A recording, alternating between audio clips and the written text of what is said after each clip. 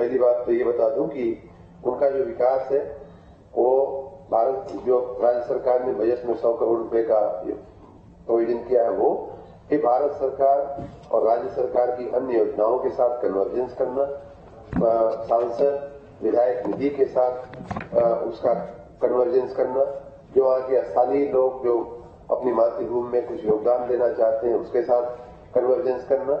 तो इस प्रकार कन्वर्जेंस करके हम उन 100 निकायों को बहुत तेजी से विकास करना चाहते हैं। साथ ही उनमें आपस में एक दूसरे से सीखने का, एक दूसरे को सपोर्ट करने का, कोलैबोरेशन का भी 3C वाली भावना, और अंतिम की कंपटीशन की भी, आपस में उनको कंपटीशन भी कराया जाएगा।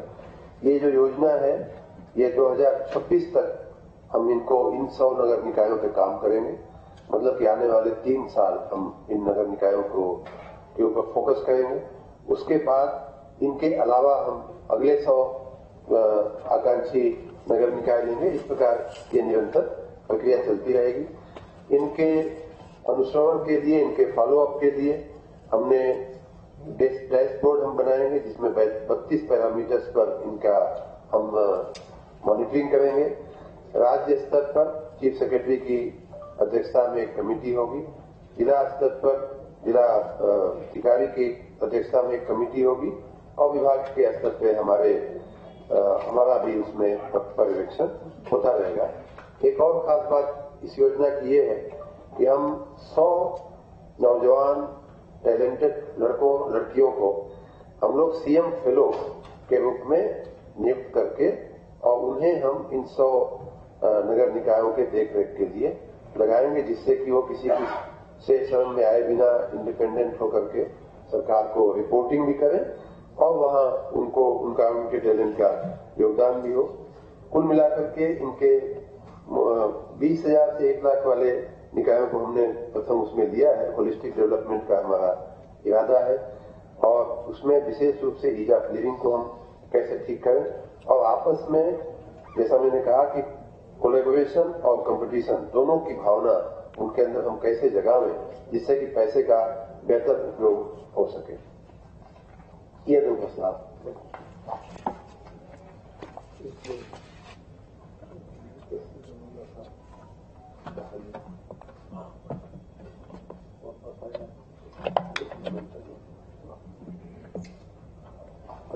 बहुत बहुत धन्यवाद शर्मा जी।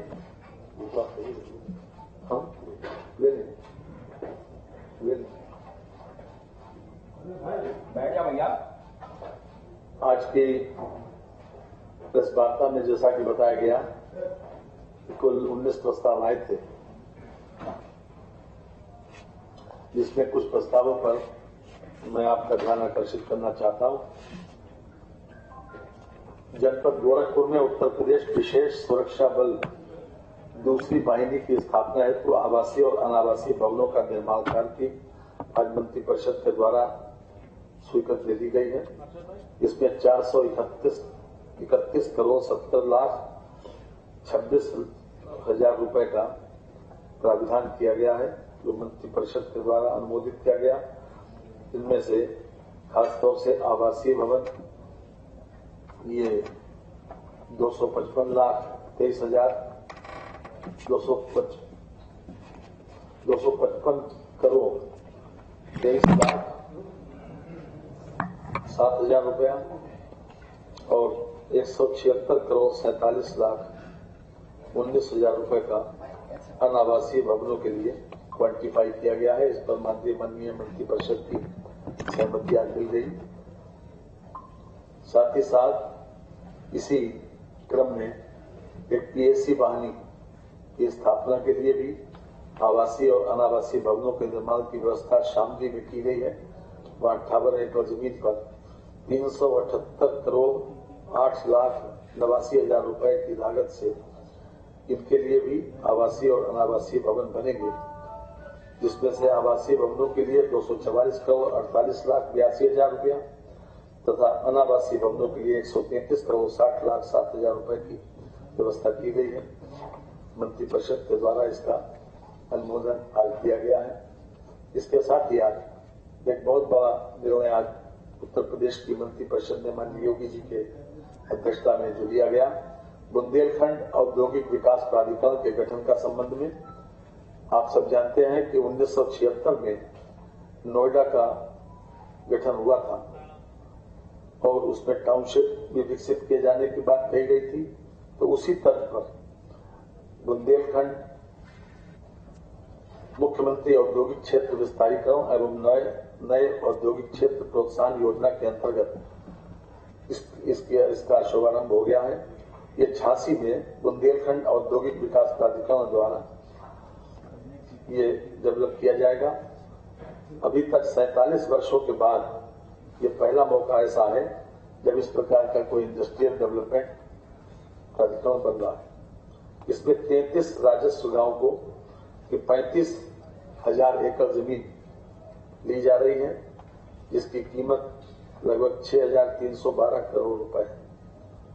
इसके लिए 5,000 करोड़ रुपए की व्यवस्था पिछले वर्ष मार्च में की गई थी, यानी 22-23 में, और इस वर्ष भी इसके लिए पैसे की व्यवस्था की जा रही है। इसमें 8,000 एकड़ भूमि जो है वो ग्राम समाज की है।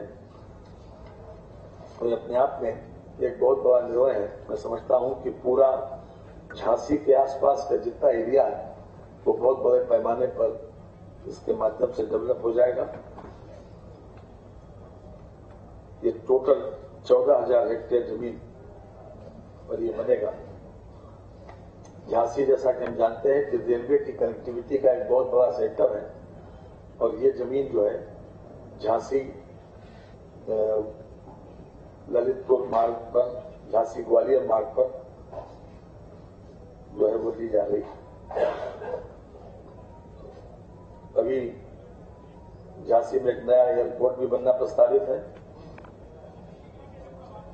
साथ ही साथ जो हमने बुंदेलखंड एक्सप्रेस वे बनाया है, तो प्रस्तावित जो भूमि है इसमें जनपद झांसी से गुजरने वाले राष्ट्रीय राजमार्ग के माध्यम से देश के कई प्रमुख शहरों से अच्छी तरह से जुड़ी है। प्रस्तावित भूमि राष्ट्रीय राजमार्ग 27 के माध्यम से जालौन जनपद से गुजरने वाली बुंदेलखंड एक्सप्रेस वे से जोड़कर प्रदेश व देश के अन्य शहरों में बुंदेलखंड क्षेत्र से जुड़ने से औद्योगिक विकास की प्रबल संभावना है।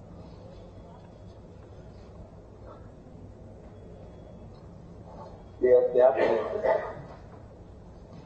एक बड़ा निर्णय है। मैं समझता हूं कि प्रदेश के विकास में भी ये बहुत बड़ा योगदान करेगा। हमने $1 ट्रिलियन इकोनॉमी बनाने का जो संकल्प लिया है वो भी इसके माध्यम से उसको भी अचीव करने में हमको सफलता मिलेगी। किसका? इंडस्ट्रियल लैंड यूज क्या सवाल है कि जब उसी पर्पस के लिए ली जा रही है, इंडस्ट्रियल डेवलपमेंट के लिए ली जा रही है, नोएडा की तर्ज पर वहां पर अभी एक्वायर की गई। अभी तो लैंड यूज वैसे है कृषि वाला, लेकिन जे कि उसमें इंडस्ट्रियल डेवलपमेंट के लिए किया जा रहा है, उसमें वो सारी व्यवस्था होगी, टाउनशिप भी होगी।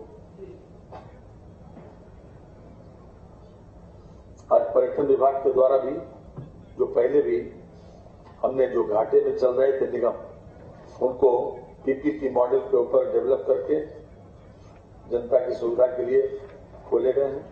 इनमें से 5 का फाइनल आज हो गया, जिसमें गोकुल रेस्टोरेंट मथुरा,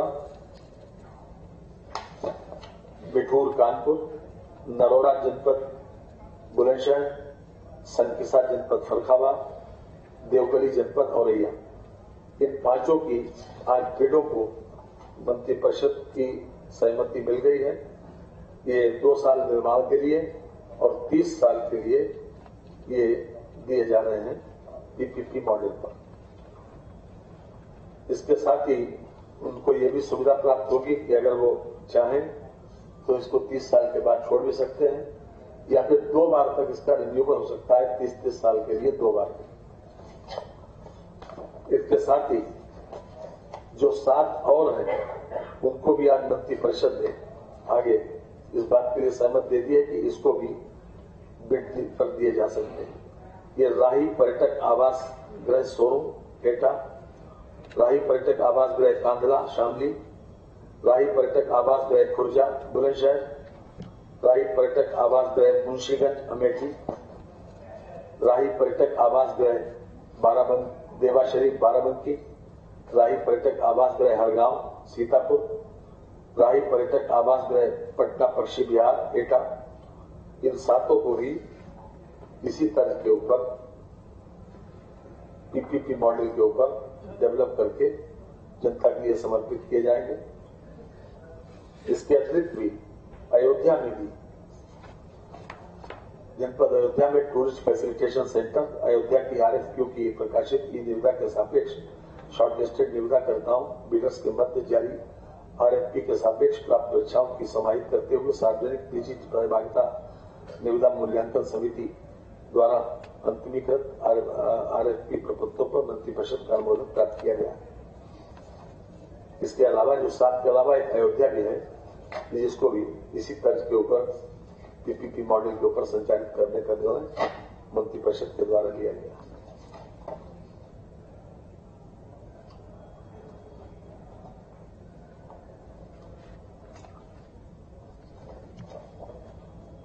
जनपद प्रतापगढ़ के अंतर्गत विधानसभा क्षेत्र कुंडा विकासखंड कुंडा में गंगा नदी घाट पर सेतु पहुंच मार्ग, अतिरिक्त पहुंच मार्ग और सुरक्षात्मक कार्य हेतु पुनरीक्षित लागत 252 करोड़ 50,62,000 रुपए की स्वीकृत मंत्रिमंडल के द्वारा दी गई है।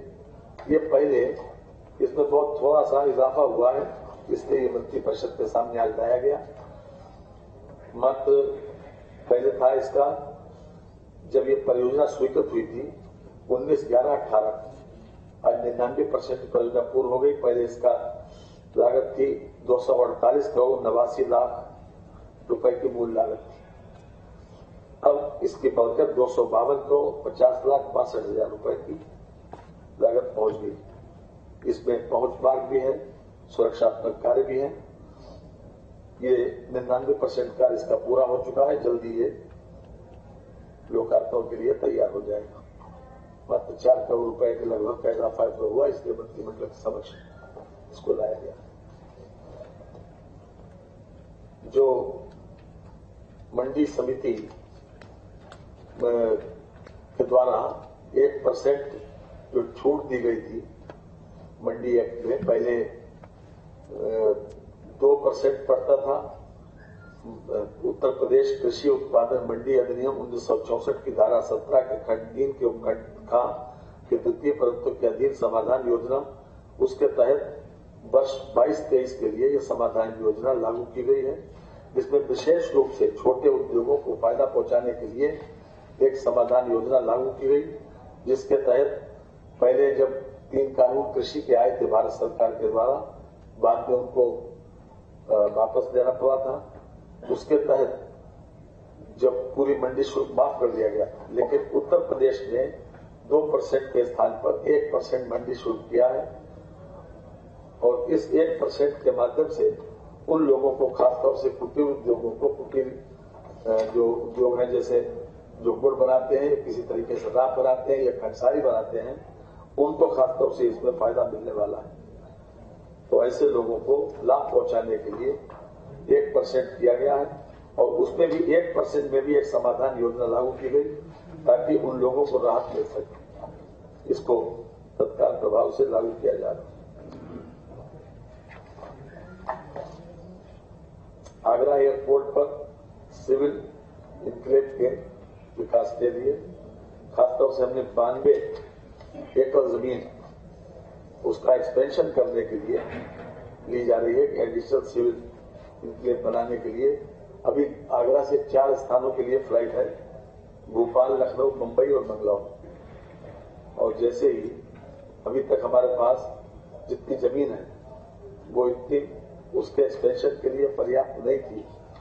जो अभी तक असेसमेंट हुआ है वो ये है कि लगातार हमारे जो टूरिस्ट हैं आवागमन करने वाले आगरा में, वो लगातार बढ़ने की संभावना उनकी है। वर्ष 22-23 में जो यात्री का आवागमन हुआ वो 1.3 लाख रहा, जो वर्ष 2040 तक 14 लाख, 2050 तक 30 लाख होने की संभावना है। इस दृष्टि से ये महसूस किया गया कि इसका एक्सपेंशन होना जरूरी है। तो एक्सपेंशन के लिए हमने 92 एकड़ जमीन जिसकी कीमत लगभग 123 करोड़ रुपए है, वो ली जा रही है।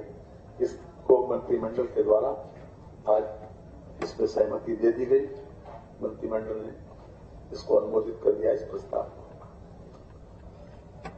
इसके अतिरिक्त अभी तक पुलिस बल में आरक्षी और मुख्य आरक्षी यानी कांस्टेबल और हेड कांस्टेबल तो अभी तक साइकिल भत्ता 200 रुपए दिया जाता था, अब उसको बढ़ाकर 500 रुपए कर दिया गया।